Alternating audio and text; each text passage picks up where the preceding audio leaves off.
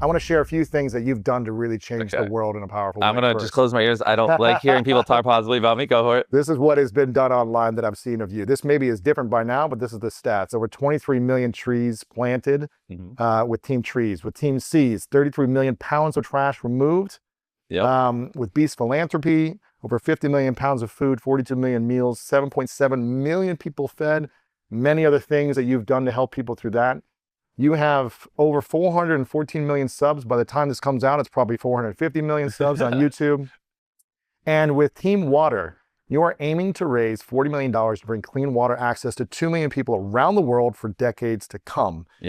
And you do so much good in the world, and yet you get criticized so much as well. Oh, you're just jumping right into that. and I read a tweet of yours, I think it was maybe a week or two ago, that said, you know, something along the lines of, there are tons of people that will never volunteer for anything, that will never donate $1, and yet they still criticize me for all the good that I do.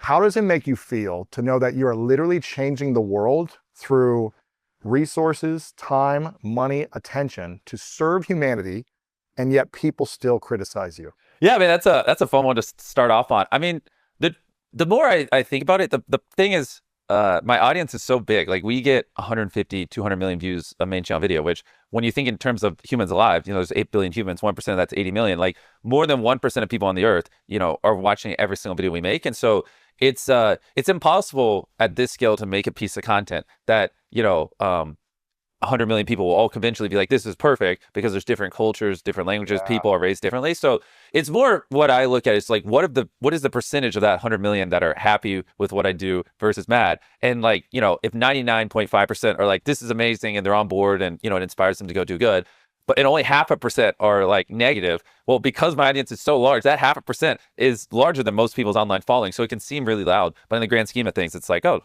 when you look at it percentage-wise, it's really not that big of a deal. So I think at the start, like, one of the big ones is we helped 1,000 blind people see again through cataract surgeries, and we did it all around the world. And people are very vocal about that. Like, for whatever reason, they didn't like it. Well, they're just like, well, why don't you help them off camera? And I was like, well, we use the videos and the brand deals and ad revenue to do it. Like, I mean, if I didn't make a video on it, we just wouldn't be able to do it, because that's, you know, over the course of our channel, we spent, you know, tens of millions of dollars on helping people. And so, and most people, after I said that, they're like, oh yeah, that makes sense. And then you have, so it's just looking at it from a percentage standpoint, that helps, but it's still like kind of funny at the same time. But I'm just going to do it. I mean, even if 50% of people complained, I mean, it's just like, you'd still do it. Yeah, why not? Does it affect you in any way when you see it, or are you just like, it's part of the game, I understand it, and I'm going to keep doing my thing? Well, to be fair, not all criticism is invalid. Like, sometimes people would be like, you know, you make these video on helping people, but you don't, this is one I used to get back in the day, but you don't really give the viewers that act like a way to go further on and do more. And like, that is a valid criticism. So now we try to, you know, direct them towards like, here's how you could actually do help. Like, we just recently did a video where we gave 2,000 people prosthetic legs that didn't have legs, so they could walk again. And in the middle, we did a whole segment about how if you know someone who grew out of their prosthetic legs, which is pretty frequent, like if you get one at a young age, you know, through puberty, you're going through multiple different ones. And then people just don't know what to do with the old ones. And there's a clinic who literally takes recycled prosthetic legs, fixes them up, which is like dirt cheap, and then gives them to the poorest of people who can't afford one. So something that would have cost someone $5,000, they can now get for like $100, because it was just something that someone was going to throw away. And so like, that was an example of like, here we're helping people, and then we're also telling the 100 million people watching how they could help. And you know, I mean, it seems obvious in hindsight, but that was a version of people saying things, and I applied it, and it was a net positive. So, you know, it's just, that's really what you have to do, is like, when you get a bunch of criticism, if you're at my scale, you just look at it. Majority of it is just going to be people hating, because, you know, people are miserable in their own life. They're just going to complain. And so if someone leaves a comment like, you know, you should kill yourself, this sucks, do you even put effort in? That's not an objective comment. That's like a thing that you should read and just be like, okay, like, delete, that was worthless. But if someone is like, hey, here's some ways I think you can improve, or some way you could have, you know, helped people in this situation better, blah, blah, that's like an objective comment, which of the bucket of hate comments is going to be a very small percentage. And those are the ones you look at and you're like, you know, is there truth to this? Yes. Okay. Consider it. If not, throw it out, and then you just move on. You know? So you look at some of the criticism or the feedback, and you apply it if it's relevant. Yeah, I look at all of it with that angle. And because like, at the end of the day, I will never say my videos are perfect. You know what I mean? There's none of us are perfect. Even your podcast probably has ways that could be better. So it's there's no reason not to. 100%, you know? Yeah. So you don't take it personally then? That's back when I was younger, yes, because I've been doing this. Every comment you're like, I worked so hard on this. Yeah. When I started when I was 11. I'm 27 now. So in my teenage years, like, even if someone said something that wasn't objective, like, kill yourself, your videos suck, that would hurt. Like, it would hurt a lot. You know, I'd be like, man, I would think like, I put, you know, 50 hours into this, and no one else is doing things like this, and it would hurt my feelings. But then, you know, after you get that millions of times, it's like a muscle. Like your brain kind of gets used to that stuff, and you just like, I'm just like so numb to it. You could leave the nastiest comment on my YouTube video about me, and it's like my brain's just like, it's not objective, delete, and I just move on. Which part of that is I've just been exposed to it for yeah, I've been doing this for more than half my life, so I've just been exposed to so much of it.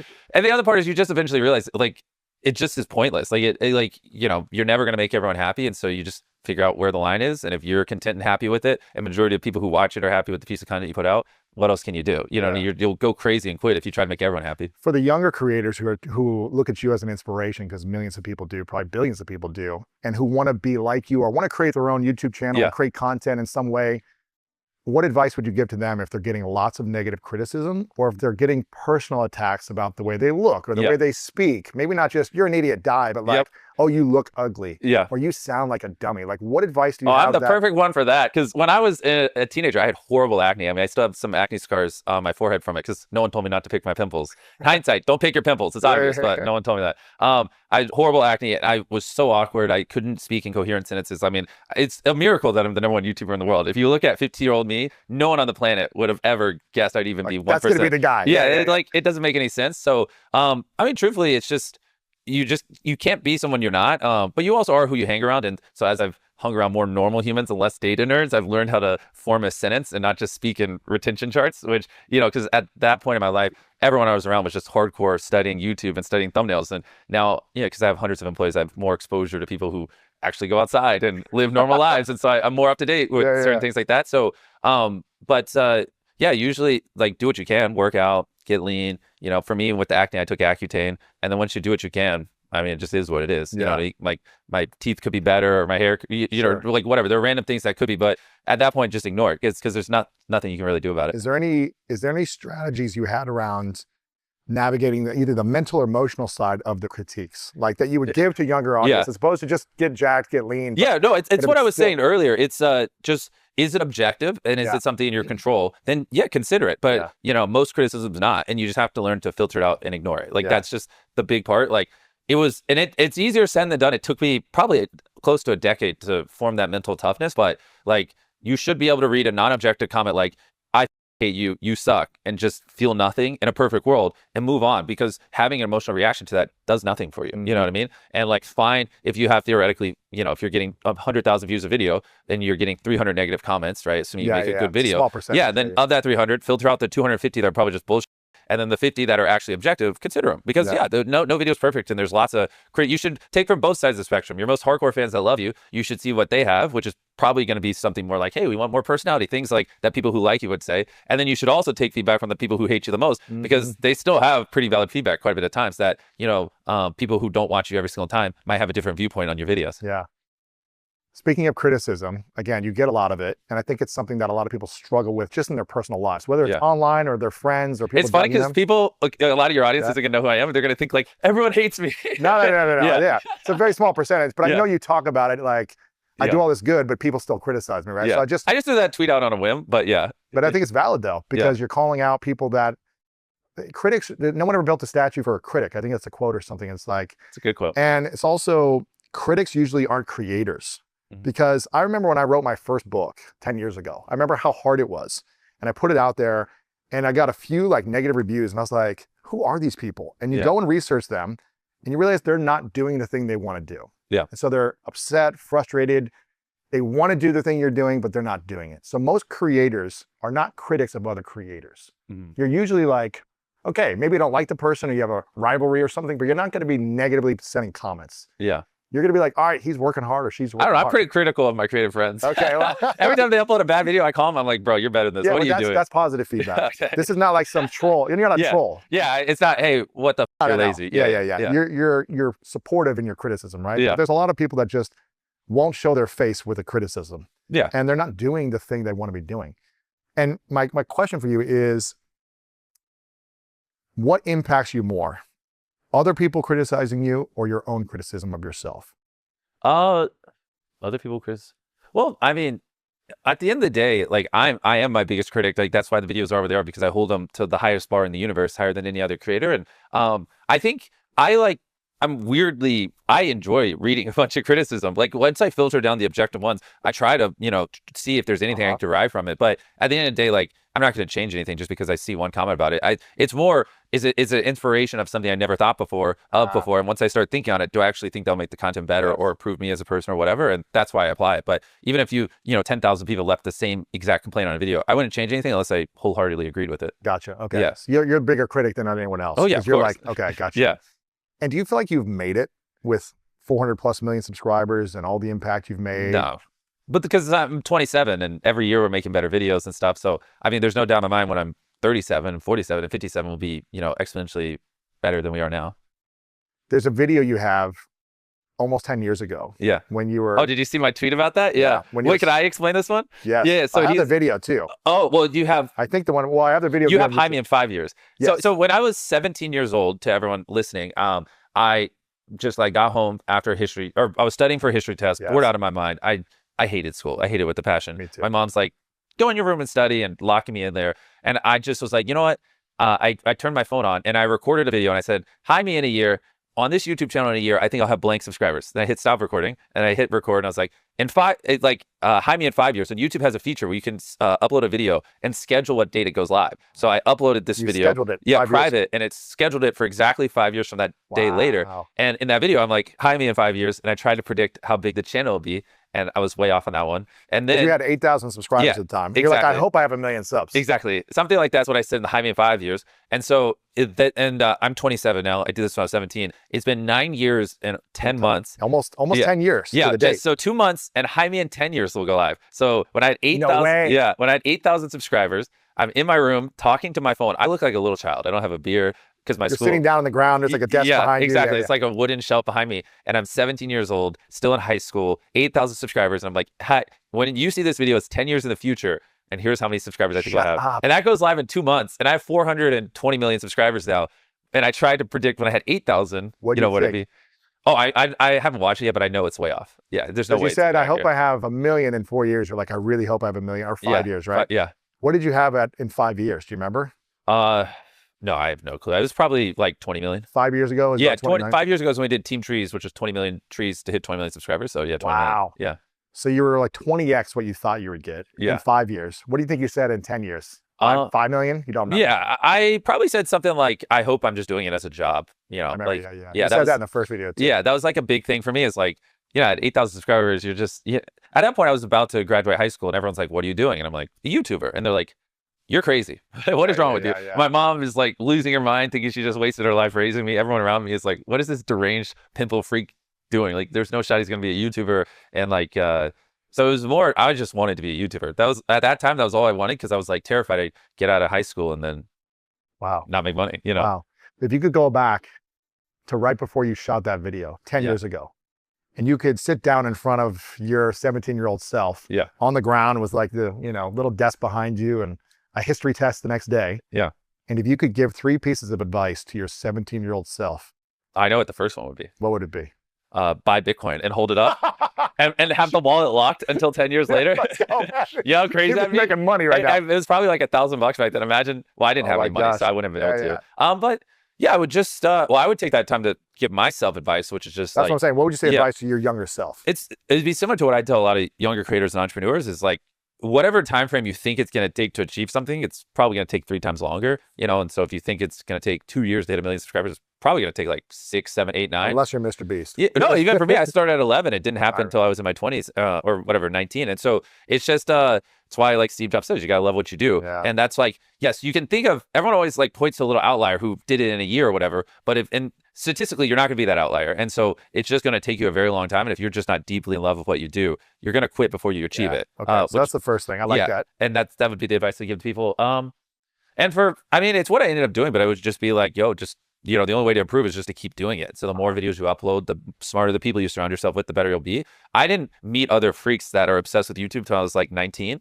So like when I was 17, 18 or 11 to 18, I was basically just like, I didn't have anyone to talk to about it. It was pretty brutal. And I like to tell this story because, if parents are out there or younger kids hear this, it's like, Yeah, when you love something deeply and you devote your life towards it and no one else around you does, you feel like a freak, you feel like an outcast, and you know, it causes a lot of self-doubt that's not really needed. And, you know, and your parents telling you you're wasting time, everyone's telling you you're wasting your time. And it makes it, you know, very tempting to just quit and do other stuff, but nothing makes you as fulfilled with that. And like, it's just your environment. Like, cause the second I got around, I ended up bumping into like these 3 other guys online, that had similar subscriber counts as me when I was 18, 19. And I mean, that was it. Like, I went from people literally asking me if I was mute because I talk so little, and like them saying, shut up, all you do is talk about YouTube and what's wrong with you, be realistic, blah, blah, to we literally had a mastermind call every day for 1,000 days in a row. That's cool. Yeah, I told this story on Joe Rogan. People don't believe me. I get tons of messages like, you didn't do that. But yeah, I met these other guys, and for once in my life, like, I could talk to them. We, no joke, like had a Skype call for 18 hours. And I went from like not being able to hold a 5-minute conversation with a human to being able to talk with guys for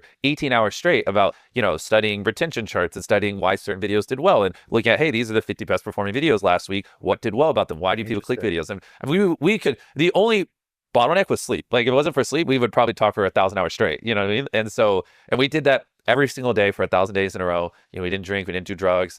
We didn't talk to women, sometimes not by our own choice, but we didn't. They didn't talk to you guys. Maybe it was women didn't talk to us, but yeah, and we were just like locked in every single day, and we all had around 10,000 subscribers. But then we all hit 1 million subscribers within the same month. So it's like, this shows the power of like helping each other.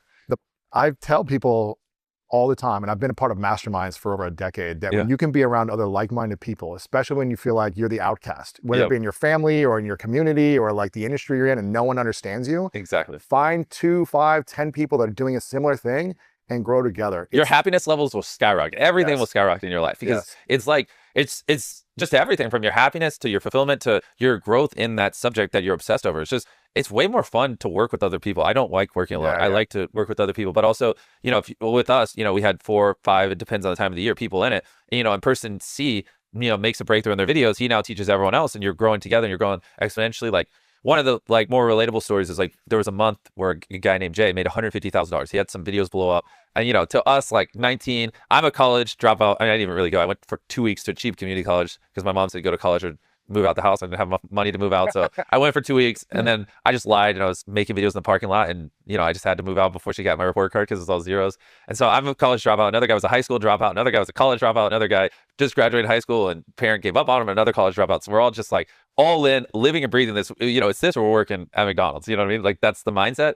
And, you know, and one of those guys makes $150,000 a month, and I was probably making 15 grand. The rest were making 10, 20 grand. And it was just so inspiring to see, like, that's possible. And then like to work with them to figure out, why did these videos do so well? Like, because you can see like how many people click on a video every minute, and he was getting, it was 2 million views in an hour. So it was like 30,000 people a minute. It was like 500 people a second were clicking on this one video, and we're just staring at it on, like, he's screen sharing on Zoom, and we were so mind blown. But that opens your eyes to like what's possible. And I see that, and it's like, okay, I mean, he's no smarter than me. I actually literally know everything he knows. So like, why can't I do that? And then everyone in the group starts to think like that, and you think bigger, and then someone makes $250,000 a month, and it like helps expand your mindset. It just in every way. But I think masterminds are more effective when it's not like this scheduled thing that everyone has to show up for. It's just when it's just organic. You meet up. Yeah. It's just like, these are a bunch of freaks of nature that are just being freaks that work on something every day, and they talk to you because they have no one else to talk to about it. You know what I mean? And I think those are the best kinds. Not hey, it's Tuesday at 7 p.m. All right, it's 8:30. We're wrapping up the mastermind. Did everyone get a chance to speak? You know? Yeah. So support for the School of Greatness comes from Robert Half. Need contract help for those workload peaks and backlog projects? Well, you're not alone. At Robert Half, they found that 67% of companies surveyed said they will increase their use of contract work. And that's why their recruiters leverage their experience and use award-winning AI to quickly find the skilled candidates that you want. Learn about our specialized talent in finance, accounting, technology, marketing, and legal and administrative support. At Robert Half, they know talent. Visit roberthalf.com/talent today. But you believe in the power of masterminds, or having a shared group of people adding value to one another, sharing your secrets. I would go as far as saying, like, if I never met those guys and did that 1,000 days in a row, like, instead of 420 million subscribers, I'd be on like probably 20 million. Like, it's that marginal of a difference. Wow. Yeah. I'll take 20 million. But it's still like, you really had leaps and bounds. Yeah. Because of the collaboration of the group, sharing ideas, learning from each other, being inspired. And I'm hearing you say, without a shared mastermind, a collective mindset of helping one another, you wouldn't be as far as you are. Yeah. And that takes a specific mindset from you, because most people don't want to share what they're learning. Yep. They want to guard their secrets. Yep. And that's something you really do well, and I want to acknowledge you, Jimmy, is you're talking about it, whether it's on podcasts, you're creating videos, content about it, you're sharing your secrets.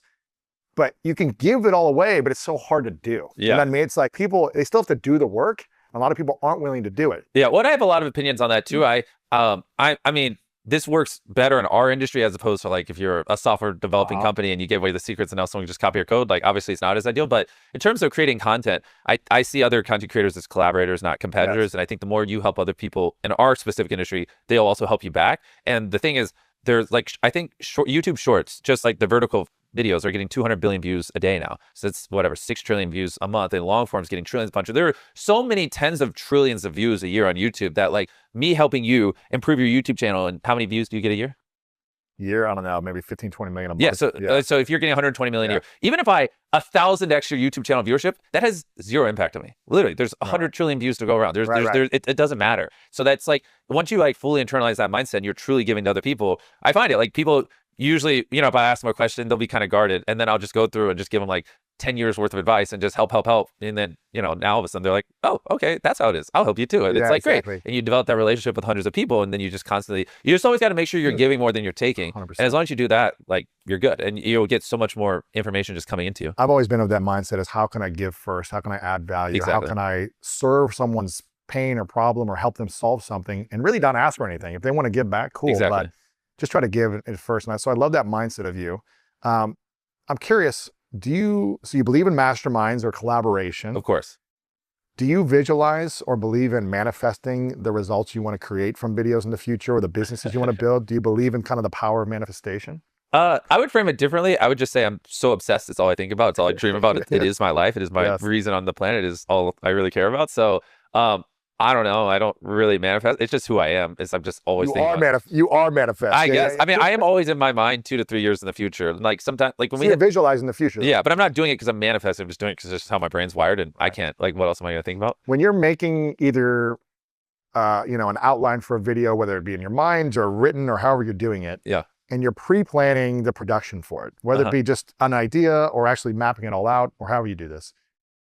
Are you visualizing the results of the people that you want to see watching it around the world? Are you visualizing the number? Are you visualizing how many people it reaches or how much you raise for donations? Are you visualizing that? Yeah. Well, and if it's not every video is a fundraiser, obviously for Team Water, what we're about to do, yes, like the donation conversion is very important because every dollar is literally a year of clean drinking water for someone in need. But for the typical video, honestly, the main thing, here's everything you just said there, like the amount of people reached, impact, all these things, really comes down to, do people enjoy the video? Because if people don't watch and enjoy the video, then it just doesn't get served. And so YouTube's algorithm is actually very great at incentivizing you just to make the best content possible. So really all I do is I just look at, how do I make the greatest videos possible? How do I make a video that people will watch? And at the end, they'll feel satisfied, they'll feel fulfilled, they'll want to watch another one of our videos, and they'll be like, that was a good investment of my time. Because the only way you get 200 million views a video, which is what our videos do on average in the first 365 days, but they do more than that on average in the first 3 years. That's just in the first year. Is that just the main channel or just the main channel? Yeah, no, our philanthropy channel is like 7 million videos. But I mean, like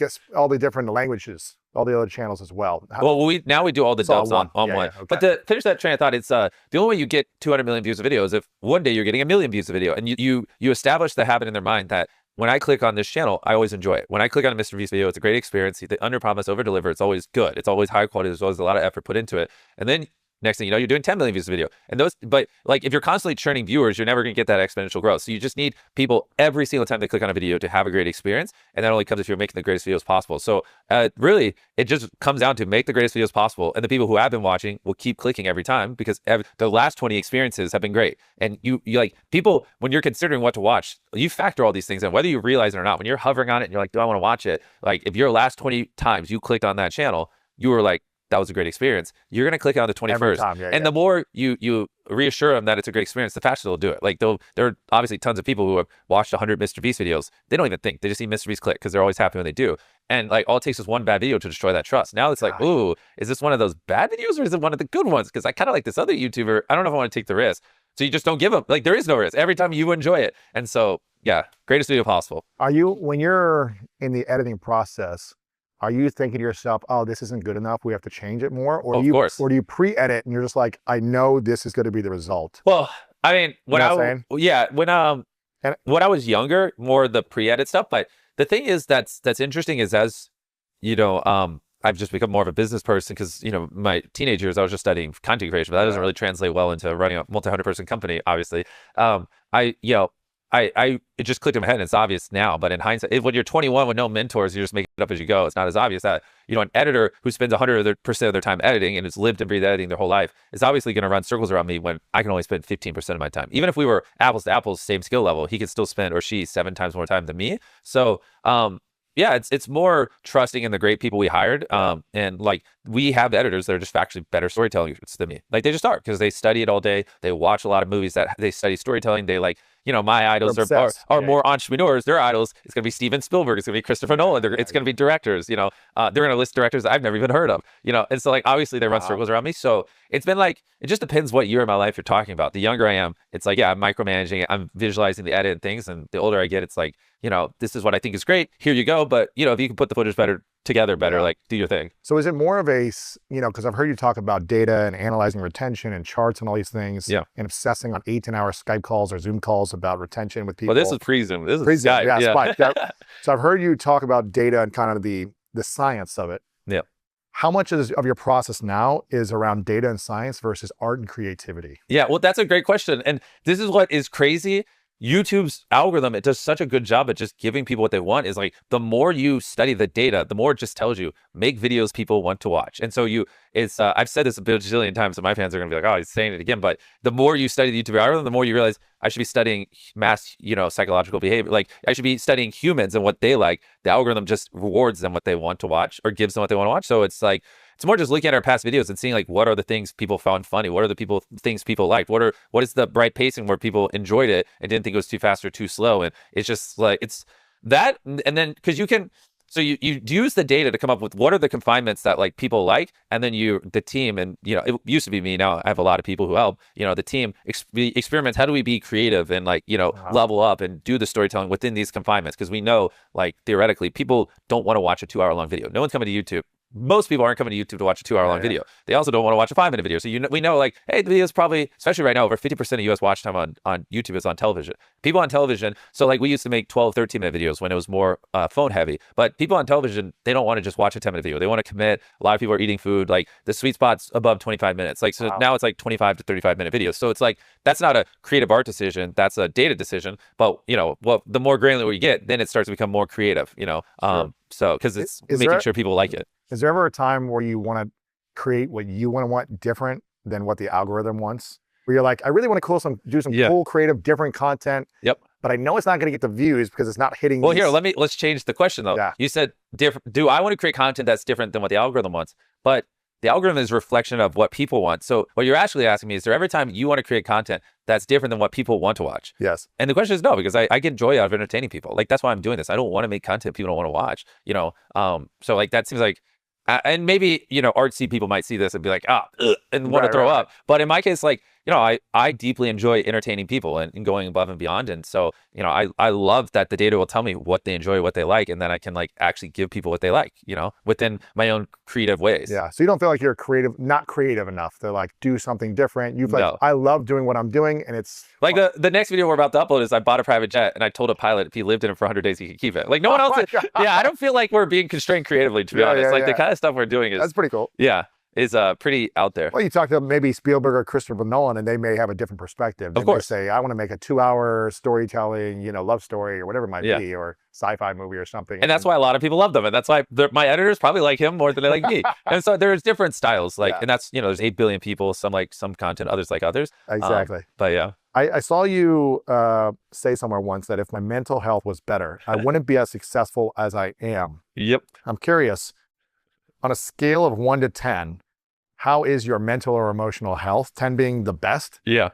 And what is your definition of success then? Yeah. Well, it obviously oscillates. You're not the same every day. Right now, I'm coming off just some of the most intense shooting in my life, so it's definitely something. It's down or it's high? It's sub like 5. It's probably like a sub 5. Yeah, but it's just because I mean, you know, we had a big project. You know what it is, but I don't know if I can release it yet. But you know, I was filming 15 hours a day for 40 days straight. I mean, it was at nighttime. I was telling him before the podcast, for a lot of our projects, the visuals is much better if you shoot when it's dark out and you shine spotlights versus if you just shoot during the day, because spotlights don't do anything when the sun's out. And then you're at the mercy of the angle of the sun, and the sun, you know, if there's a cloud, it can be less intense. If there's no clouds, it's just beaming on you and you have these weird shadows. And so we like to do a lot of shooting at night. So, I mean, we were filming from like, you know, 8, 9 p.m. till 10, 11 a.m. every day just for this one project. And I still have all these other projects, and I was averaging, you know, well, in June, I was probably averaging 6 hours of sleep a night, and I wasn't working out because I was filming so much. And so I'm coming off the back end of that project. And now what typically happens is when we do a big project, like, because I have a lot of channels, we have one of the largest gaming channels in the world, our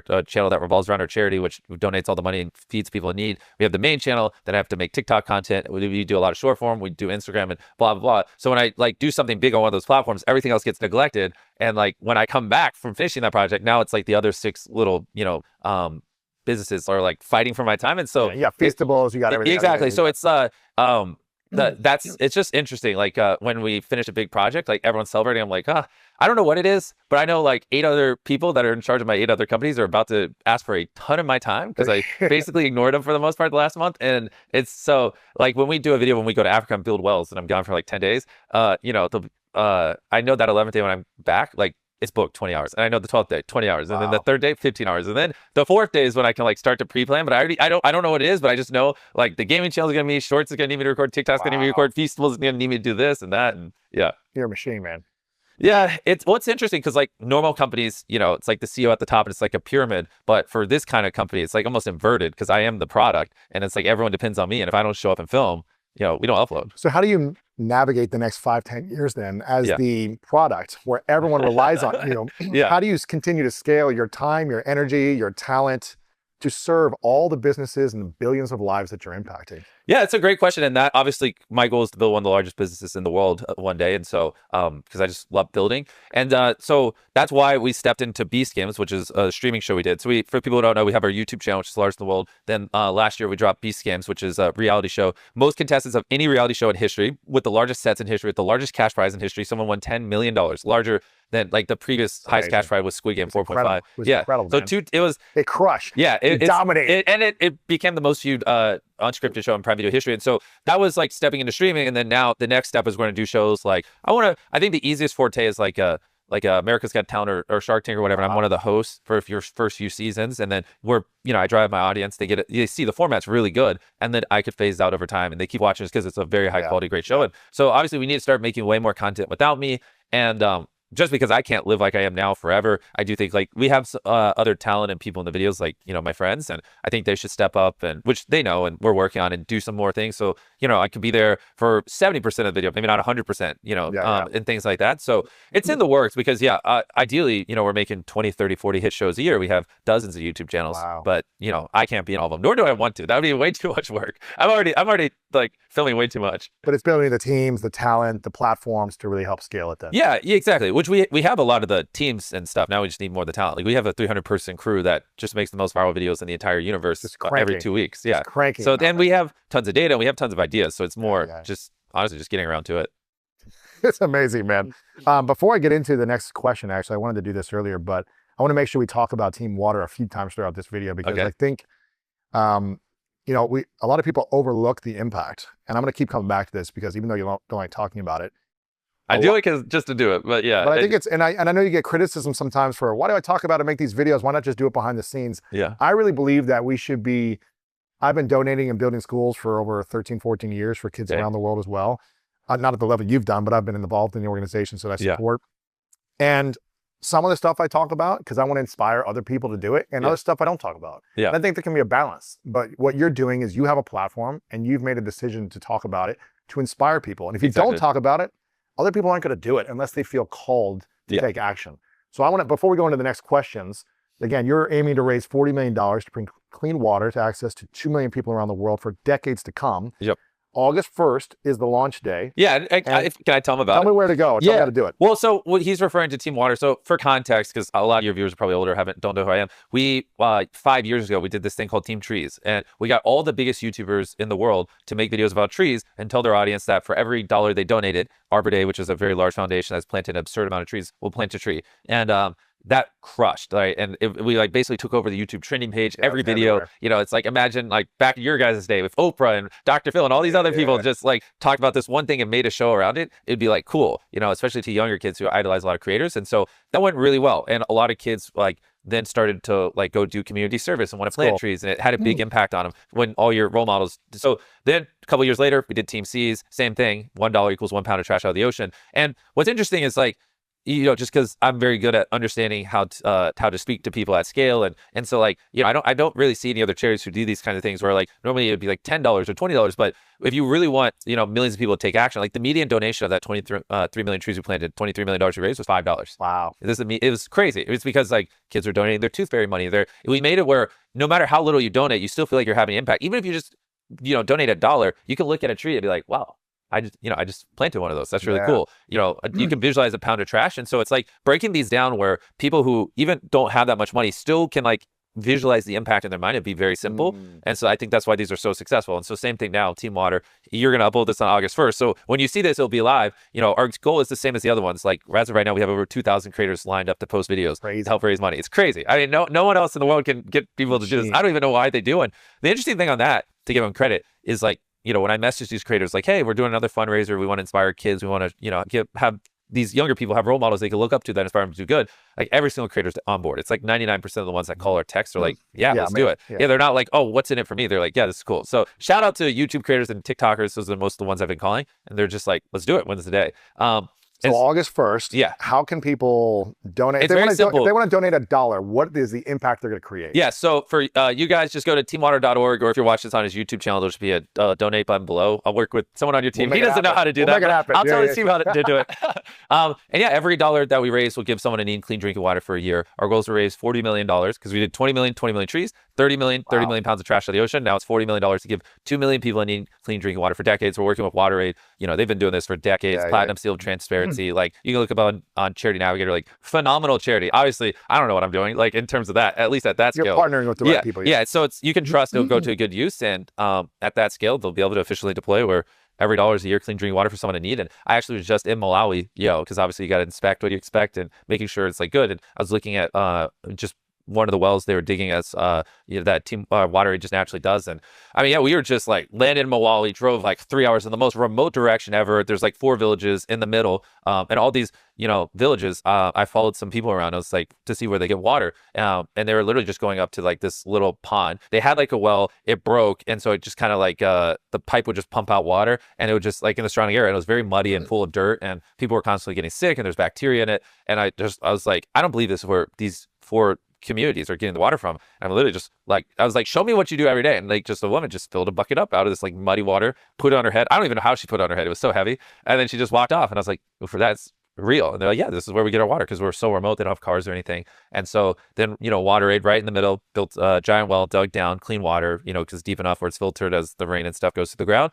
And literally just that well, now all 4 communities have clean drinking water. They're not drinking this dirt bacteria water. The impact it'll have on their sickness, their health, even things that we overlook. Like it's not even just drinking, it's also being able to wash your hands with clean water. It's being able to, just desanitize it or sanitize yourself and all those other things without mud water that has bacteria. It's like life-changing. And I've built over 100 wells, and so I've seen this impact. And like another example is when I was in Kenya, we built a well. We did similar stuff before this fundraise. Like there's one village where we built a well where they were having to walk like, it was an hour every morning to go to this little drip of water and then carry these heavy buckets an hour back. And so kids were, missing out on 2 hours of school. Boom, we placed a well right in the middle of the village. Now all of a sudden these kids go to school more because they don't have to, they save 2 hours a morning, and it's very hard labor, and it's just disgusting bacteria water, and it's way cleaner. And I mean, we take it for granted, but clean water changes every aspect of your life. And so, it's just a no-brainer. I think it's one of the highest leverage ways we could like help change people's lives at scale. And if we actually achieve this and can give 2 million people access to clean water, I mean, the impact that would have is unfathomable. You literally can't even explain it. And so I'm really excited. I hope we can hit the goal. It's amazing, man. I mean, I've donated to Charity Water and different water organizations in the past, but not at this level. So I want to make sure people go there, teamwater.org. That's it. Hey, and you seem like you have a rich audience. We have a leaderboard. You can also see who's donated the most. If you get that #1 spot, I'll love you forever. We do have a rich audience. Yes, people have a lot of money. If you're a billionaire, what's 100 grand? Throw it over there. And I'm gonna start the donation to inspire others and give you 25,000. Oh, let's go. He didn't. Really? Really? Thank you. Of course, man. That's 25,000 years for of clean water to people in need. Really? You know how crazy that is? It's incredible, man. Yeah, it's thank you. Of course. And it's like insane because like when like I was telling you, like the stories when we were building wells, like some of these wells would be only $15,000, and you know it would help over 1,000, 2,000 people, and you know, and then you set aside some money to maintain it, and for like decades you could literally just transform the entire lives, like communities. People, save their lives. You could stop people from dying, stop people from being sick. They'll be stronger, healthier. They'll grow taller. Like every area, like even just this 25 grand is crazy. Anyways, you guys get the point. I'm not going to show too much. Well, I want to make sure I talk about it. I want to make sure we'll remind you at the end. Let's go back to adding value to the list. But I want to make sure you know I'm taking action on it as well, not just by promoting put this right here, exactly, right but also you know taking action because I want everyone else to take action. Whether it's $1 or $100,000 or whatever you want to do. I'll take $1. I'll take anything. Beggars can't be choosers. Exactly. Donate $1, donate something, and share this video with someone that you want to see take action as well. Is this like an actual check? That's a check for you to take. Okay, well then you probably don't want people to know you're routing an account. Yeah. Well, we'll blur it out. I'll put it behind the feastables. We'll blur it out. Don't forget it though. Yeah, whoever's editing this, like if you don't, he's gonna get his bank account hacked. It's a real check for you to actually put in and donate. So, and I'll make a donation online when this comes live. Yeah, thank you. We'll figure it out. Exactly. Question about fears. Okay. Do you have any fear right now in your life? You've got so much success. Yeah. So much, you know, so many people watching you. You've made so much money. You give a ton of it away. Season 1 of Beast Games is freaking the biggest show in the world ever. We gave away like $24 million this season 1. Yeah. You've got, you know, you signed multiple other seasons that you're working on. And there's so many other things you can't talk about that you're doing, but you're doing so much good. What is your biggest fear, Jamie? Yeah, I mean, obviously, fear of failure used to affect me a lot more years ago because I was, you know, I'm hiring all these people, especially when you're in your young 20s. And it's like, I see someone quit their job, relocate their family across America to come work for me. I'm like, man, if I fail, like he or she's like low-key kind of screwed. Like, I don't want to ever be in a spot where, you know, the people who bet everything on me and, you know, give their lives to my companies that I have to one day like be like, oh, sorry, it didn't work out, you know? So that I would say is my biggest fear, would be that like I would mess up in a way where I do have to get rid of people who gave up everything to help support my dream. But, you know, at the same time, it is what it is. Like there is no guaranteed success. And so there is a non-zero chance I fail. And that's just part of the game. Yeah. I'll do everything in my power where I won't. I work every second I'm awake. I always try to do whatever I think will be in the best interest of the business long term. But at the end of the day, no matter what I do, you know, it could happen. And so you just kind of have to come to terms with that. And I'm confident that at least like if I were to fail now, I wouldn't look at it and be like, man, I wish I did more. I would be like, okay, well, you know, I gave it my all. And did the best you can, let's start again. Let's go. And then what would you say is the downside then of being the most viewed human on the planet? Yeah, it's well, I can't go really out in public much or concerts or anything like that. Not that I care. But it is like one of the this is where it's hard because there's like levels to fame, and I didn't really fully understand this. And this is why, like, you know, you see someone like who's just world-renowned famous, like Justin Bieber, and like Ronaldo or something. Yeah, but like Justin Bieber, like he would tweak out, you know, back in the day, and you'd always, you know, be like, why? And I would see other famous people be like, it's not that bad. But the thing is that most people don't realize is like, and I'll try to explain it through my experience. It's like when I had 1 million, I have 420 million on our main channel, but when you add, you know, we have one of the largest TikToks, so blah blah. When you add up all our platforms, I'm closing in on 1 billion followers, and so it's and like when I had 1 million followers across everything, no one would ever recognize me. Yeah, walking down the street, go into a CVS, Walmart, no one knows, right? Then you hit 10 million, and now all of a sudden, like people will recognize you, right? You walk into Walmart, you'll take a photo, and it's so validating. It's like, look, these are real humans. You love it. You know, you're with your girlfriend, and you're like, oh, the man, right? Yeah, like that guy. And maybe that's more around 5 million, but then like, you know, 20 million, 30 million, it starts to get pretty serious. Like every single time you walk in any place that's public, someone's gonna know who you are. You're always gonna take a photo, but it's still like the amount where it's fun. It's like, this is cool. Like I'm constantly getting validated. And at least in my case, they didn't really do anything weird. They wouldn't follow my car or like, you know, try to figure out where I live. It was just like, it was chill. And you think like that is what fame is. And I think that's, you know, that's where most people that you think of that are famous, right, that aren't like a Taylor Swift or Justin Bieber, they're probably around that level where it is kind of fun. It's like, yeah, you take these photos, people are telling you how much they love you. It's great. But then you have like 100 million followers, and it's hard to conceptualize, but it's 5 times bigger. But it's not just that 5 times more people watch your videos. A lot more people who don't watch your content now know who you are because they just see it in passing, or people talk about you, or now you're at the place where the media is incentivized to write about you. So you get just exponentially bigger. You're more actually like 10, 20 times your reach, even though the number's only 5 times bigger. And that's where it starts to be like, someone asks for a photo, everyone looks, and they all recognize you. And now you have a line of photos, and you're just like at a CVS to buy toothbrush, and you gotta like these 8 or 9 you're people trying to take photos. Yeah, and people, you're walking around a store and people no longer just ask for photos. Like seeing you is so mind blowing to them that they film you and they're like, they'll start live streaming or they'll just do the weirdest things. They'll follow you out to your car and they'll like try to follow you home because I don't know, people do weird things when they meet ultra famous people. They'll like, they say a lot more crazier things and blah, blah, blah. Not everyone's your core audience, so they're not as polite. And, people dox your house, people try to hack you way more. It's all these things. And like, even like little things like around that subscriber level, every drive-thru you go to, people will film you. It's like hilarious. Really? I don't go to drive-thrus anymore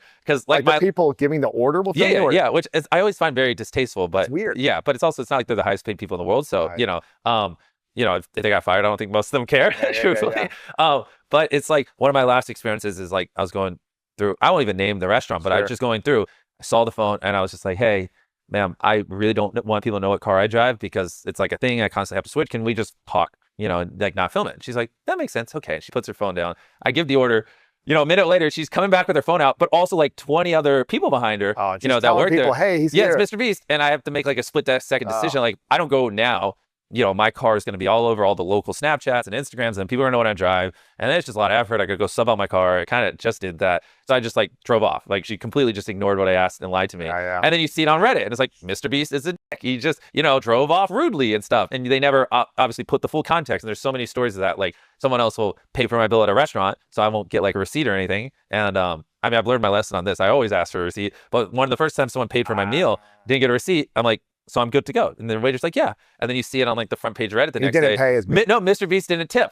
So, and obviously they conveniently leave out that someone else paid the bill. And it's like, oh, one of the largest philanthropists in the world can't afford to tip. And I'm like, I mean, I didn't get a bill. I don't carry cash on me. Like, how do you want me to tip? You want me to just wave my hand and spawn some money? And so now if like someone's like pays for my meal, I just won't leave. I'll just be like, I'm not leaving until you give me a receipt so I can leave a tip. I just literally don't care. But like, you have to learn that, like, there's no one teaching you these kinds of things that happen when you're famous. And so like, you just kind of like have to learn it all. And like, that's the kind of stuff that happens when you have 100 million subscribers and all this. And then you have 1 billion subscribers. Yeah, or 1 billion followers across everything. And that's what I was about to say. And then there's a whole different level, which is 1 billion, which very few people on the internet, how many really people have relate to. 1 billion followers or subscribers? Only Ronaldo. I'm not at 1 billion yet. I'm at probably like 930 million. But yeah, so you'll be there in the next month. Yeah, Ronaldo's the most followed human on the planet, and I'm number 2, which is kind of crazy. Crazy, man. Trust me, I know you guys watching are like, that doesn't make sense. It doesn't make sense to me either, but it is what it is. So what is that like at that level of almost? That's what I was gonna say. It's like, I mean, one of the worst experiences of my life that I actually made me for like a couple of minutes unironically want to quit was like, I filmed all day internationally, like didn't have much sleep, flew back into America, and you have to do customs. Like the line is just like zigzag, super long. I'm like hoodie up, staring at the ground, like, no one talked to me. I haven't slept. I'm like barely seeing straight, like, cause I was so sleep deprived. And then it's just like one little kid looks up. It's like, that's MrBeast. And then all of a sudden it just starts going up and down the lines. And I'm stuck in the middle of the line. It's not like I can go anywhere. And everyone's just running up and down the lines and asking for photos and tugging on my hoodie and being like, whoa, what's your next video? This and that. I'm just getting like 17 people are talking to me at once as I have like this 1 hour queue in a line. And I was just like, I can't stand this. And I got to like, cause it's zigzag. So I got the end of one of the zigzags and I called one of like TSA people over. I was like, can I please just like go stand over there? Like a pilot's going by. Can I just go to the pilot lines? Anything. And he's like, no, we can't do it. As like little kids are tugging on me. I'm like, it was a woman with blonde hair. I was like, please, anything. Like, I'm dying. Like, I really don't know what to do. And she's like, oh, well. And so then I just like went and hid in a janitor's closet. I just had my friend hold my spawn line. And he texted me when he got to the end. But, I'm just sitting in this janitor's closet, just hiding from a mob of people for like 45 minutes, sleep deprived. And I'm like, was this really what I wanted? like, so it was pretty miserable. And there's a lot of things like that happens at that level. And it's like everyone meeting you, it is, a big moment for them. It is like it is the most famous person they'll ever meet, and it sounds cocky for me to say that, but just statistically, obviously, it's true. And so yeah, it's a huge moment. They try to extract as much value out of it as possible, and it just makes I like meeting genuine, awesome fans who just take a photo, say they like the videos, and we talk for a minute. But most people want to talk for like 20, 30 minutes, and it's just the problem that no one understands. And I wish there was like training for the public on this. Is like, I have to always be moving when I'm in public. I stop moving, it's a death sentence. The crowds start forming, the photos line, and I'm just screwed. Because the thing is, once a line of photos start, by the time you get through that line, a new line that's even longer, and I literally can't take photos with everyone. And then now I have the cat that ignored his fans, and so I can never let a scenario where a line of 5 or 6 people happen because then it blinks. And so that's what I'm always explaining to them when people talk to me at the airport. I'm like, you got to walk with me. I can't talk. Some people are like, why? Or like, my terminal's that way. And I'm like, I don't know what to tell you, but I got to keep moving, man. I can't stop. And then they think I'm like being a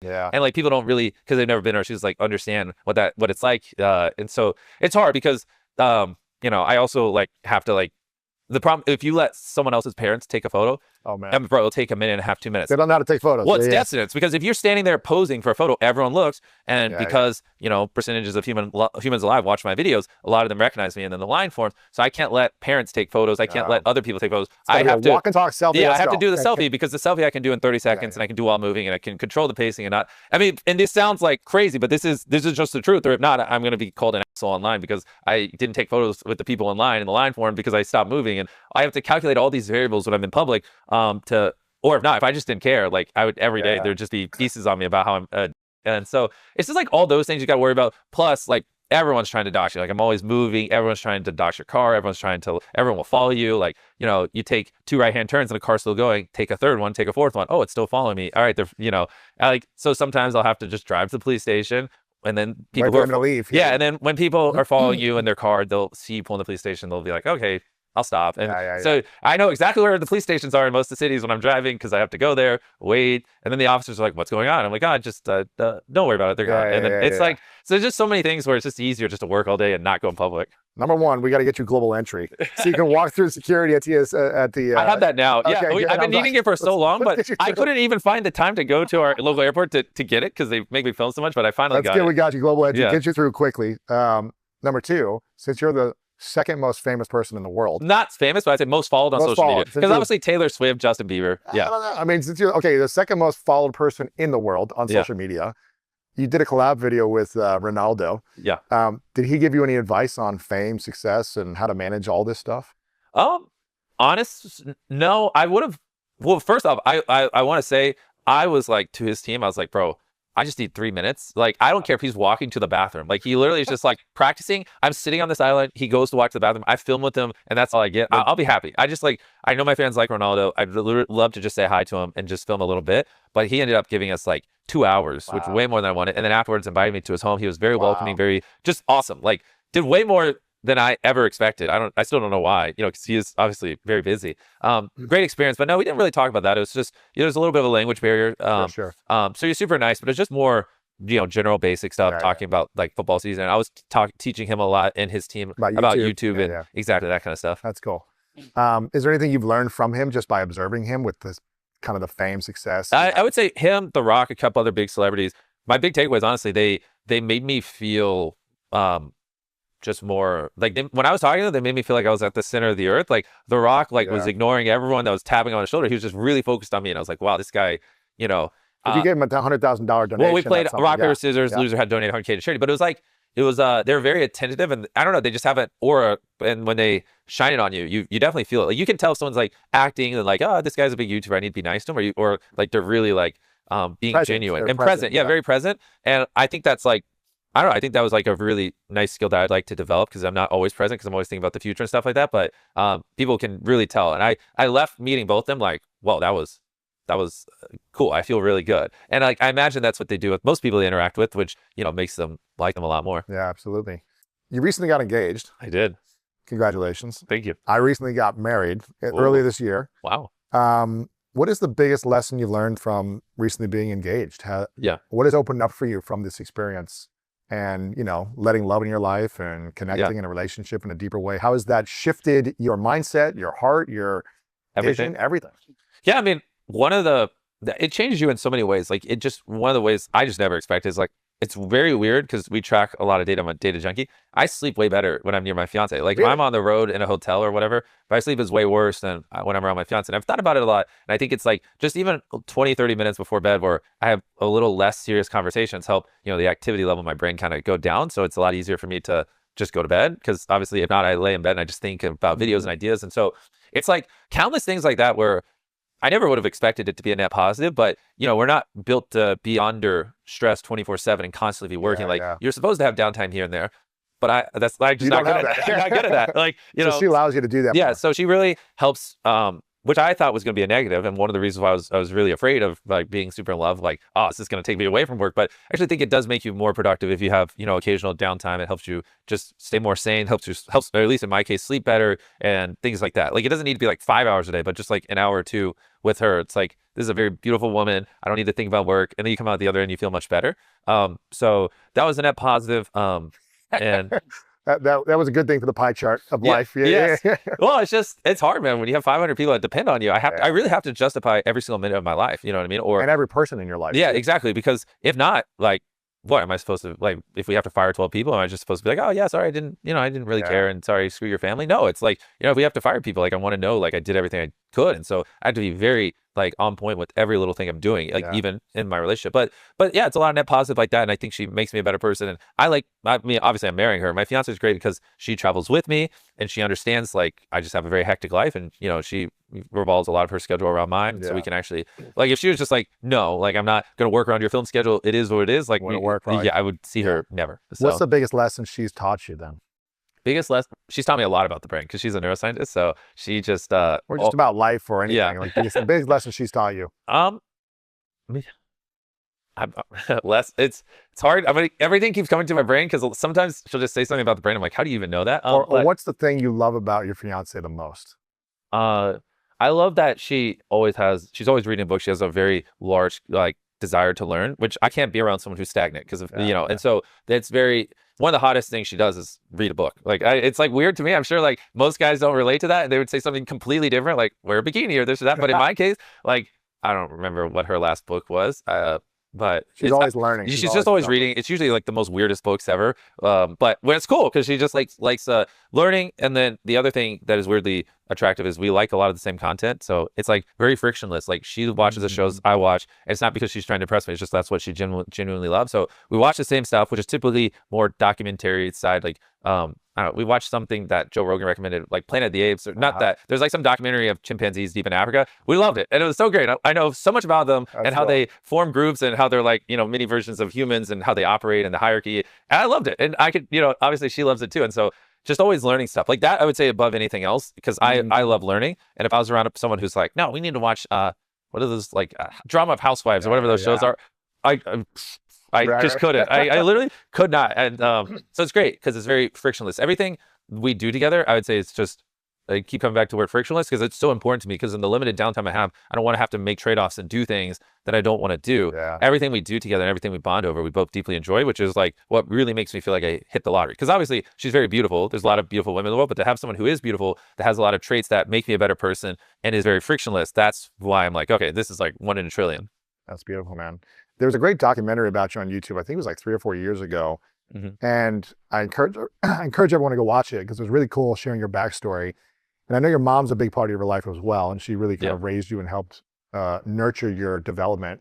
What's the biggest lesson your mom has taught you? Oh boy.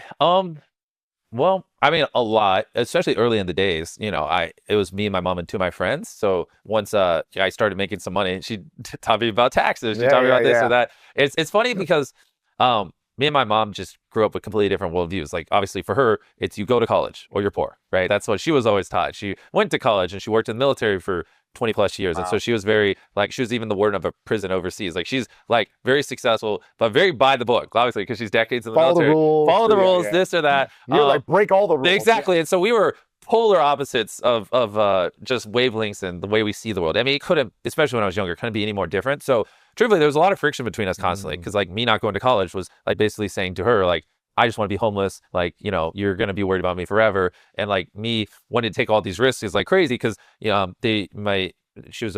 parents were over leveraged in 2008. And so they lost everything. And they literally had to file for bankruptcy. So she's been through bankruptcy and she knows, like, if freaking sucks, and she's been at rock bottom. So seeing me, when I start making tens of thousands of dollars a month, spend it all every month and just keep going all in, she's like, no, you're going to end up like we did. And you don't want to go through. So every step of the way for, 10 years, I don't want to study. I don't want to do this. I want to chase this dream that your brain can't, like, it's like the equivalent, like, of you saying you want it to be, or you having a kid and your kid's like, I want to be a professional lion. You're like, what the does that mean?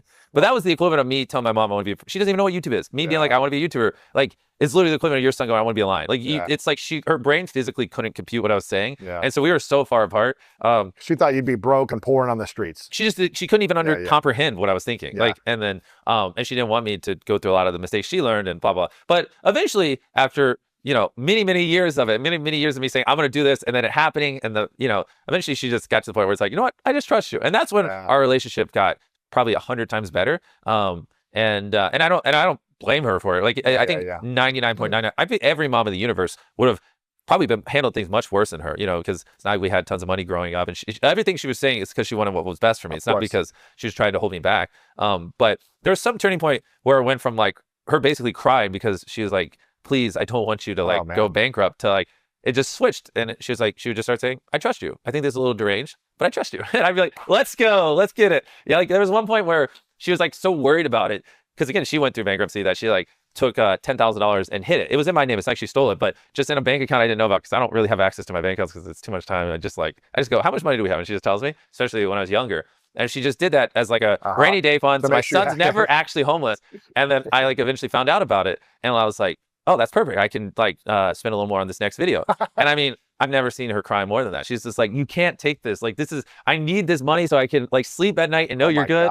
And like, my brain didn't register any of that, because like, I'm just like, what do you mean money means to make videos? And I'm like 21, and like, I'm like, why would we save money? We can make better videos. And I eventually convinced her to give me the money so I could go put it into videos. And it's like, it was crazy. I wish we had that kind of stuff on camera now that it's over and we have a great relationship to laugh at, because it was like, it was pretty crazy. So what would you say is the biggest lesson then she taught you through kind of your whole journey so far? I mean, just that, you know, parents have different worldviews than their children. And, you know, just trust me, you know. He's like, I guess really that. I mean, obviously, I don't know why, like, I don't remember much when I'm younger. Like, my life in my head really started when I started making YouTube videos. Before that, I don't really remember much. So I'm sure there's a lot of stuff. Obviously, she's my mom. Tons of stuff she taught me, but I don't know. Like, all my memories are just making content, which is not a good thing. I think I might have Alzheimer's or something. Something's wrong with my head. But it's like when I try to go before 11, it's like kind of nothing really exists.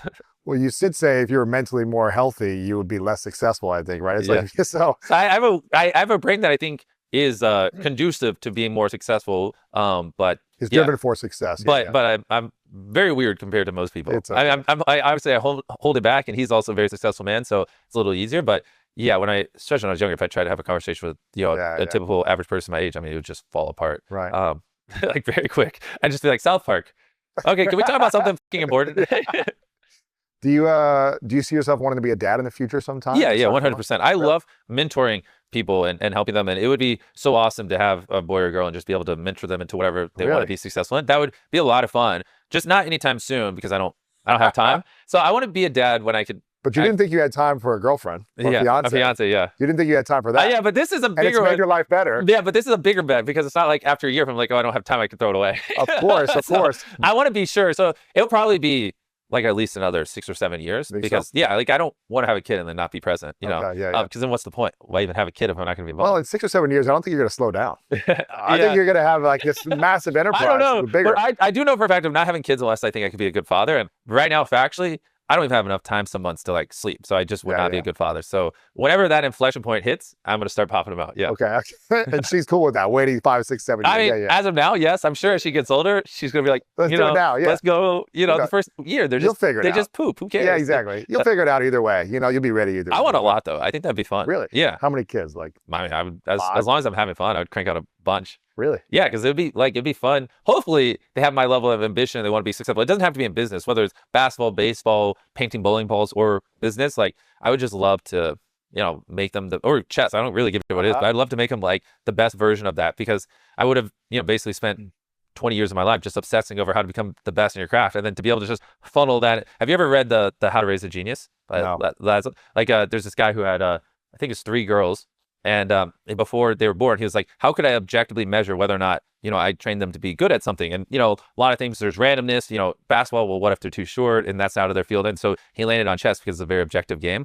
And from a very young age, you know, he used all these theories. He was like a college professor on how to like make someone exceptional at something. And he did it at a young age. And one of them ended up being one of the only females to ever be like one of the top 10 chess players in the world. And they all became like, I think all 3 grandmasters, don't quote me on that, very exceptional chess players. And the more important thing is they have a great relationship with their dad. And now like they're older in their 20s, and they're like, yeah, our dad didn't make us do anything we didn't want to do. And he talks about how you make learning fun and all this other stuff. And he was like 3 for 3 at making exceptional chess players, which proves there is a way you can raise someone to be very, very successful by putting your knowledge into them without it being torture and making them hate you. And so that was really cool for me to read, because I'm like, okay, good, because I really enjoy mentoring, but I don't want to Like, but you hear the stereotypes of like, yeah, well, dads force their kids to be good at something they don't want to, and they end up resenting them. But he clearly laid out a playbook where you could. And so that's what I'd also love to obsess over more, because like that would be the best version for me, is like if I could find their passion at a young age that they want to do, and then whatever the hell it is, make them the best in the world at it,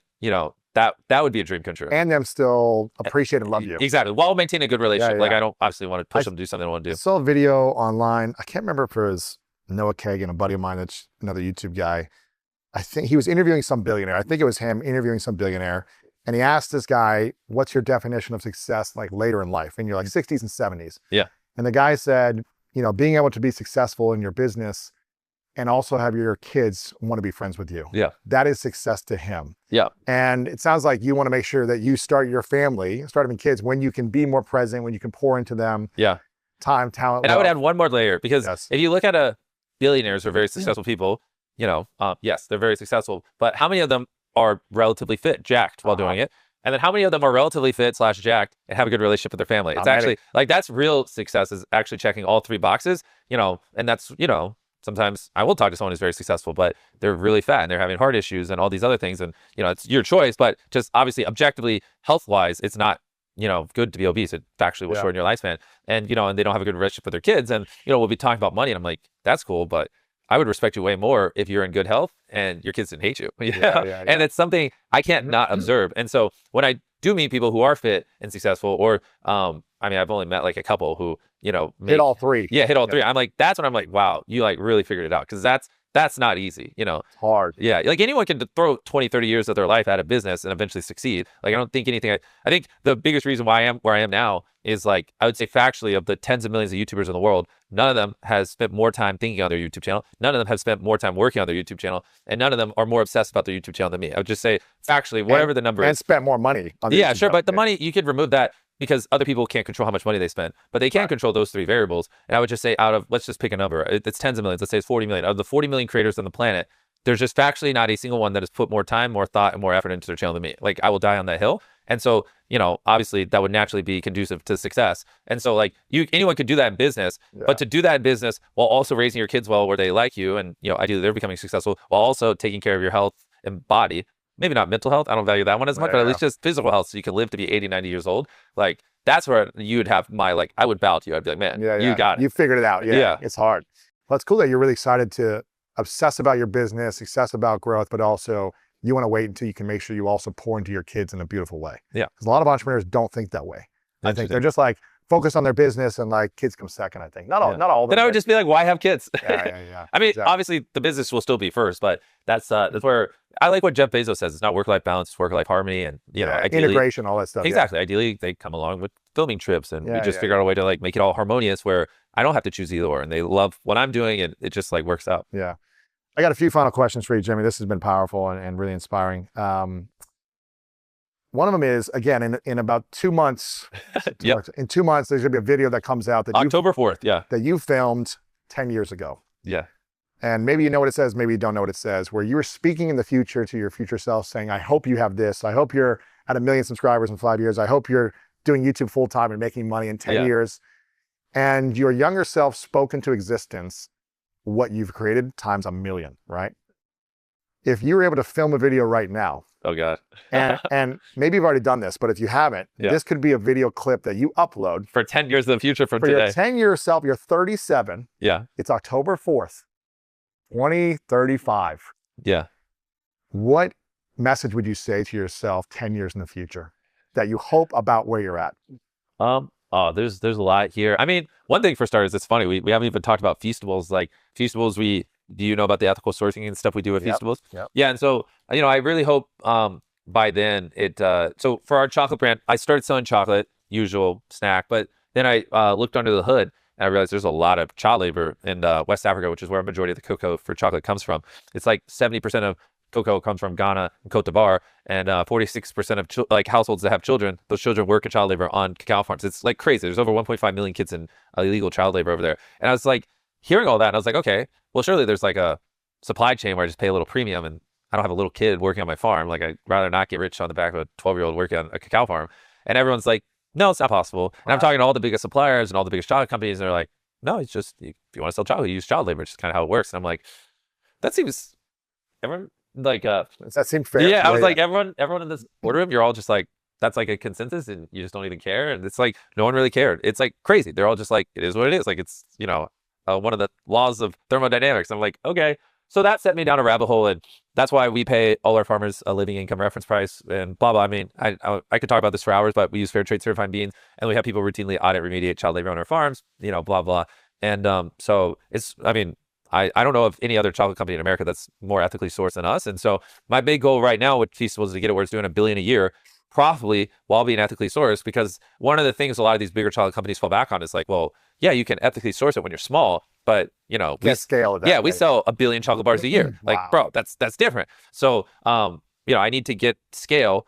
And then they'll be like, well, if you did it at scale, it wouldn't be profitable. We have fiduciary responsibility, blah, blah, all these excuses. So now we got to be profitable and we got to do it while being ethically sourced. And then it's more powerful because then I can go to them and be like, no, this is factually possible. You just don't want to, right? Right now they hide behind the complicated veil of it's not possible. It's not like, oh, if you guys just paid an extra 3 cents a bean or whatever, a metric ton, whatever the conversion is, you know, these kids there's literally no option. So they're able to hide behind the ambiguity and, you know, they're not incentivized to set it up and fix it themselves. So I really hope I could build that and build a way where, you know, if we really nail it on Feastables, where one day we can help other companies source their cacao through us and just be like, oh, like, here it is. It's like a thing. You're choosing not to, but just so we're on the same page, it's not because you can't. You just actively are choosing to use child labor because you're a cheap, you know what I mean? And be able to like look a chocolate exec in the eye and say that would be awesome. But I mean, it's obviously a very complicated thing. And because you're talking about like, there's hundreds of thousands of farms, right? It's not like a lot of these are family owned farms and smaller. It's not like there's like, you know, 1,000 mega plantations. And so it's like very granular, very boots on the ground, and you have to trace it. And then there's all these other things. Like, so we work, well, like I did masterminds on YouTube. When I got into this, I was like, okay, who are all the people in the world that are, you know, ethically sourcing cacao the most? Started doing masterminds with them. One of the top ones is Tony Chocolonely. A lot of people in Europe have probably heard of them. That's where like the 3 things we do, like that's what they do. And that's where I learned a lot from. Like I wouldn't be anywhere near as far into ethically sourcing as I am if I didn't meet them.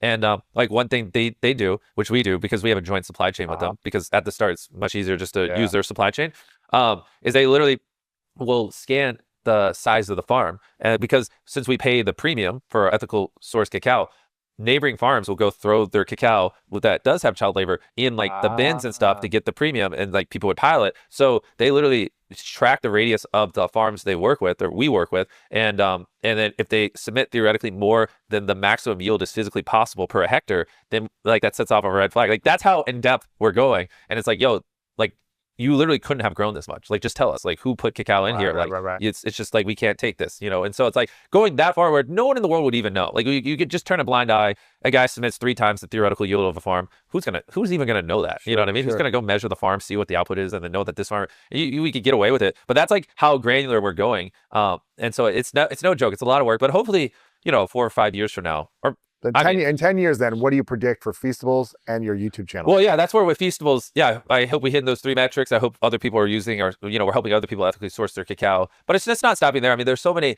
things I want to do. Like, obviously, hopefully we have like dozens of hit shows that aren't just MrBeast, you know, like our own version of The Voice or Shark Tank and a bunch of other unscripted shows that eventually we move into scripted shows, because, yeah, our media division needs to keep growing year over year. Feastables grows year over year. And another, I mean, this would take me hours to answer. Another thing we've been working on recently is there's no way for like large brands in America to like deploy capital, like large sums of money into brand deals for creators.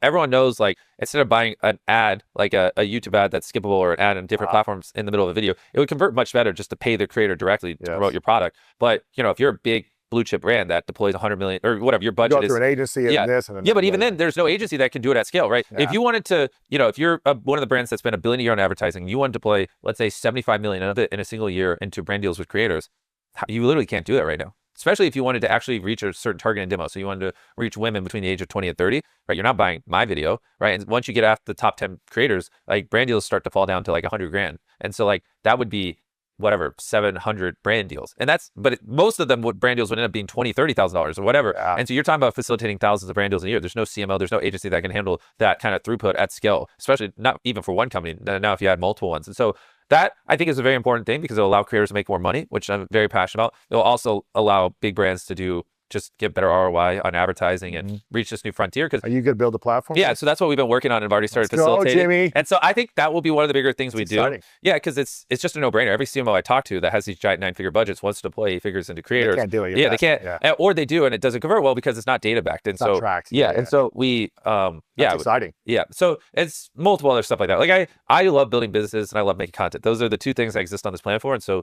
hopefully the YouTube channel is doing better than it is now. We have a bunch of hit shows, and we leverage that attention to start a child or grow Feastables, get kids out of child labor, grow whatever our creator marketplace ends up being called, and we're helping creators make more money and brands deploy ads more efficiently. And it's like ideally like 4 or 5 or 6 businesses that are hopefully doing over $1 billion a year each, and they're like net positives and they're growing year over year. That's amazing, man. Okay, I have 4 final questions. I want to try to get through them fast for you. So I know you gotta go get for some it. sleep, man. You've been going all day. Let's hit it. With all the impact you've had on all the lives over the last decade and the people you're serving, specifically through Team Water and all these different things, is there a person or a moment or a memory that hit you the most? You mentioned like you saw a woman walking with water like an hour. Was there like someone that you gave 1,000, 10,000, 100, or you impacted in some way that you're like, wow, this really, I remember this one? Because you can get kind of not numb, but you do so much good. Yeah, very much numb. That everyone's like, you're amazing. Like, oh, thank you, you changed my life. Like, but is there one person or a family or a mom or someone that you're like, who was blind, who saw that you're like, wow, this really touched me? Is there one of those memories you have? It's definitely, or not, bro, we've helped so many, like literally tens of thousands. But if I had to pick, which is very hard, it would probably be when we built wells in different countries in Africa, because those are like, water is just so essential. And like, and like I said before, like if water has bacteria in it and stuff, it just affects their lives so much. And sometimes like building the wells really isn't even that hard. Like you bring the machine out, you dig it down, it's like 15, 20 grand. You could just, like, if you've put it in the center of multiple communities, like you can fundamentally change the entire future of thousands of people. And especially if you set aside some money to maintain it. So if it starts to rust or go bad, there's like $1,000 there. Or or what we do with some of our partners is like we'll help them set up like a very, very, very, and I don't know if this is what WaterAid does, but just with the partners I worked with before, small tax where, every time you use it, it's like less than a penny, but then that you put that money in a fund. So if there ever is repair issues, then the village can take care of itself, and like you get it where it's self-sustaining. So then if that well is actually there for 20 years, I mean, that's like, you literally can't state the kind of impact that would have. So yeah, it would say when we build wells in Africa, or honestly, the stuff we're doing in Ghana with Feastables, because it's just, even like one of the things we're working on now, like, because I mean, there's no stone we won't turn over, is there's some data that shows, like I was looking at school attendance data, in Ghana and Cote d'Ivoire, and when you make sure I say these stuff accurately, like when you do a school feeding program, there's one school where every Monday, Wednesday, and Friday, they'd give the kids a free meal. And it's not like it's high quality, it's just like, nourishment. And like the attendance on Monday, Wednesday, and Friday would be like 40% higher than Tuesday and Thursday, because parents would know, hey, if I send my kid to school today, at least they'll be fed. And so, with some of these, because we're doing everything we can to get kids off the farms, we set up feeding programs at certain schools near our farms where it actually lowers the child labor rate quite a bit, because if the parent will way more higher probability of sending the kid to school if they know they're going to get at least one meal when they go there. And like one school, when they heard that we were going to start a school feeding program, like the weeks leading up to it, like over 100 kids enrolled, just because they heard that there was going to be free food there. And because it's like a community that farms cacao, most of those kids were obviously, if they weren't going to school, they're working in child labor on farms, because that's just what the community does. And so that one also is pretty crazy, because I see these kids in school and learning, and it helps break like the cycle of, well, if they never got an education, they're just going to do what their parents did, which is they're going to work on cacao farms. And if nothing changes, farmers make less than $1 a day on average, because big chocolate is very cheap and don't pay much. And so, if they don't get this education, they're just doomed to making less than $1 a day. And it's like pretty brutal. But then, you do the things we're doing for ethical sourcing, plus you start a school feeding program, and that fundamentally like will change their entire life. If they have education, they can get a different job in something that, pays more and blah, blah, blah. So I'd say it's a tie between those two things. Okay, cool, man. Changing lives, man. What is the thing about you, Jimmy, that most people don't understand about you? Yeah. That you feel like you wish they knew more about you? Something maybe you feel misunderstood about, or wish they, maybe something you don't talk about publicly that you wish people knew more about you? That's a great question. I wish people knew more about, I mean, we talk about it a lot in this podcast, but not everyone watches the podcast I do. Obviously 99% of my viewership just watches my videos. And I would say, I don't think people realize just how hard it is to do what we do. I mean, it is nonstop all day, every day. like there's a reason why no one else does what I do, and it's because it's hard. It's really, really hard. It's like, especially most people, once they make a couple $1 million, they're like, why would I work that hard? I'll just like I'll keep working, but like I'll enjoy my weekends. I'll sleep 9 hours every night. I'll like be happy. Like, and that's where you notice like an effect where like creators will go like this, like exponential growth, and they'll kind of teeter off because it's like, all right, like those are the people who are particularly money driven. And then once they start to come into that money and they hit their number, they're like, why am I going as hard? They weren't doing it because they loved it or because they wanted to win or blah, blah. And so it's like, it's just like getting here was just an unfathomable amount of work. I didn't do parties. I just work. It's just what I do. And I think people like, I mean, it's quite literally every second I'm awake, I'm thinking about, it's like Jensen said, I'm either working or I'm thinking about working. Like it's literally that. And it's that over a very long period. And, so yeah, I don't like think people realize just how much effort it took to be here. Like, you don't just luck into it. Like a lot of people will say it's luck, but it's like, was it luck that I spent 1,000 days in a row analyzing why videos perform better than others? You know what I mean? Like, because I feel like if anyone actually did that with like actual intensity and purpose, they'd be successful too. Yeah, exactly. So a lot of things that people say are luck, because I get that all the time, especially from people who don't really know how I got here.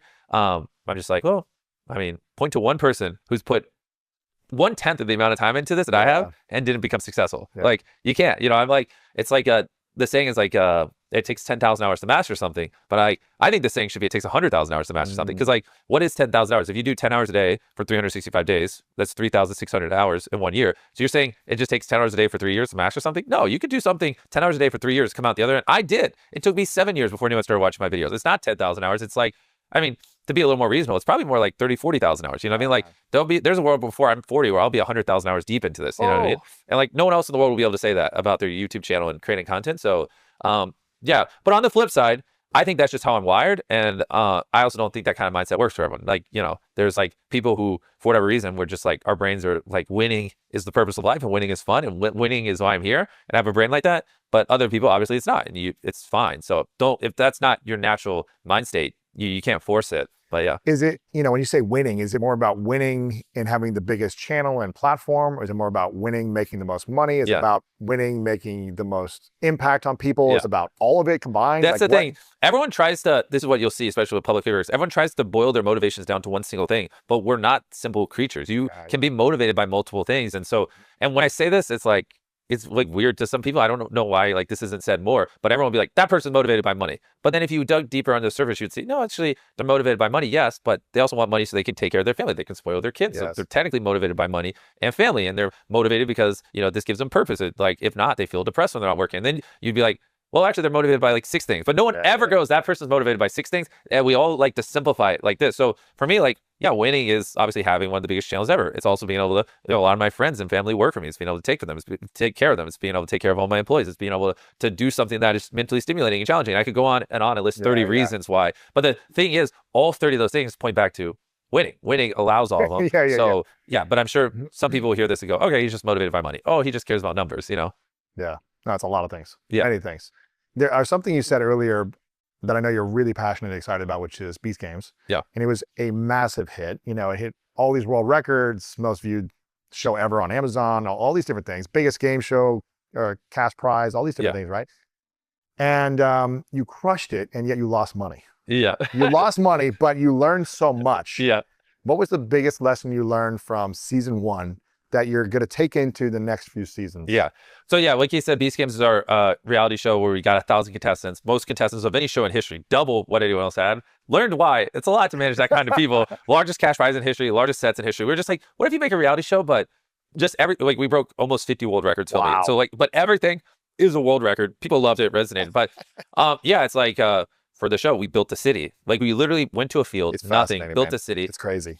So I learned a lot about building cities. Obviously, I had never built a city before, so there's a lot of wasted money. You need this, you need that. Exactly. And even little things like there are things that were out of our control. Like when we were filming Toronto, there was the worst rainstorm in 7 years. And so that cost millions of dollars to fix because it was just like the sets were flooded. Even our ones inside the studios, the water level came up so much that it went in the studios and blah, blah, blah. So there's stuff like that out of your control. But then there's stuff in your control that I'm just ignorant on, like building a city. Some of these sets were, just monstrosity. Like one of our sets was over $10 million, Holy cow. Where we had 1,000 trapdoors at the intro. They all drop in? Yeah, because that's the world record for most trapdoors ever on a set. The world record for most towers on a set. It was like world record for most people eliminated in a show. In a single episode, we gave away the most money in episode 1 ever. It was a bunch.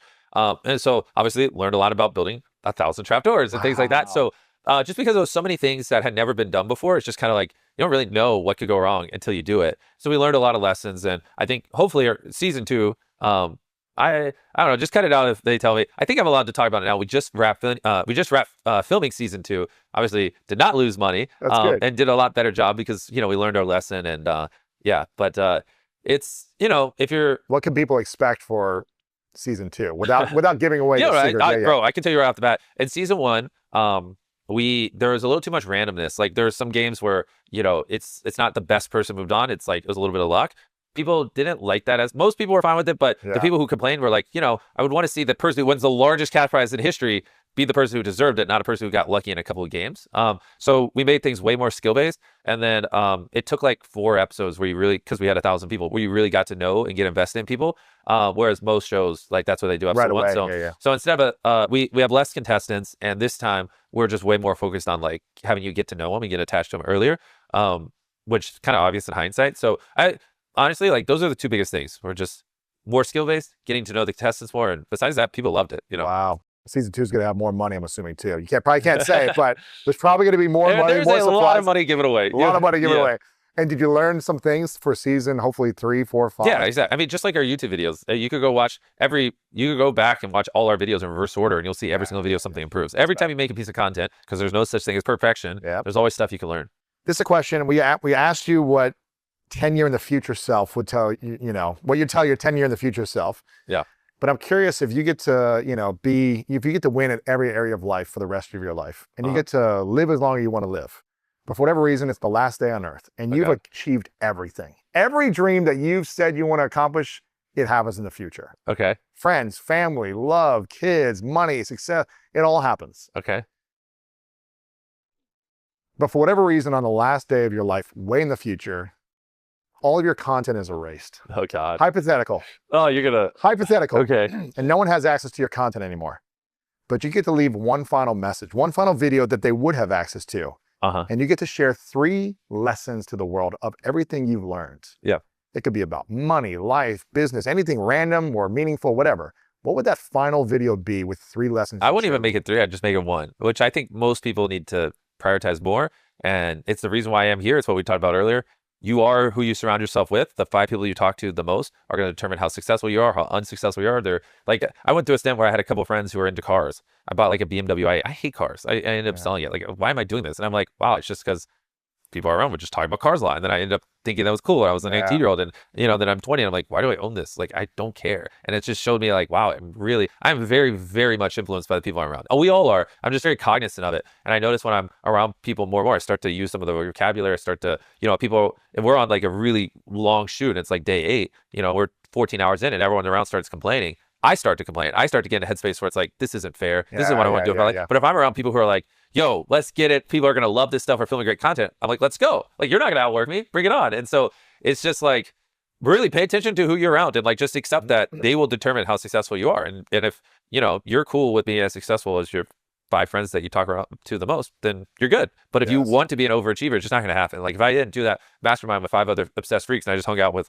5 people from my high school, I mean, I would have 5 million subscribers. I might be a fraction as successful as I am. It's literally just as simple as that. Choose the people you surround yourself with wisely as a mastermind of trustful individuals that support you and elevate you. That's what support and elevate. But honestly, for me, the big thing is surround yourself with other freaks that are obsessed. obsessed. If what you want to be in life, this person thinks about it all day, dreams about it every night, talks about it nonstop, then you got, like, they're helping you, but you're also helping them. It is a mutual beneficial thing. Like, and if you find the 4 most obsessed people in the world that you can get your hands on that topic, and you talk to them every day and you're around them constantly, there's just no world that the version of you that does that is not exponentially better and further along 2 years later, theoretically, than the version of you who isn't. I mean, it is a monster of a difference, and there's no doubt in my mind. And it's not a thing that requires money. It's not a thing that requires to have a rich father or anything. It is a thing that is fully in your control, and you just got to make it happen. Absolutely. You control who you're friends with. You control who you hang around, and you control if you're constantly leveling up that friend group or if you just stay content. That's it, man. Yeah. I want to acknowledge you one more time before I ask the final question, and make sure everyone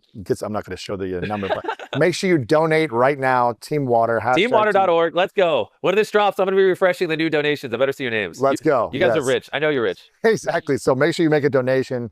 Teamwater.org. We'll have it linked up everywhere. Use the hashtag TeamWater trying to raise $40 million to access for 2 million people to have clean water for decades to come. And again, I want to acknowledge you, Jimmy, for caring deeply about human beings. I know you get a lot of criticism.